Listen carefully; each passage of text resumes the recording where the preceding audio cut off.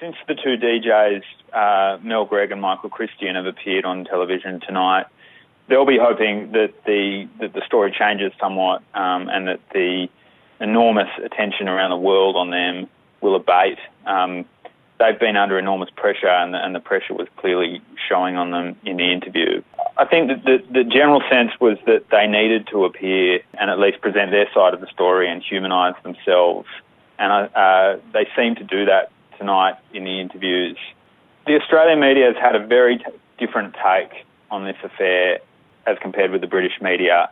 There was a front page story in the Sydney press today effectively accusing the British gutter press of sort of whipping up a frenzy, looking for a scapegoat in the death of the nurse, and unfairly really putting excessive blame on these two radio hosts. The general public seems to have been more sympathetic towards them than the British public. I don't think that the original prank was driven by any sort of Republican or monarchist agenda here.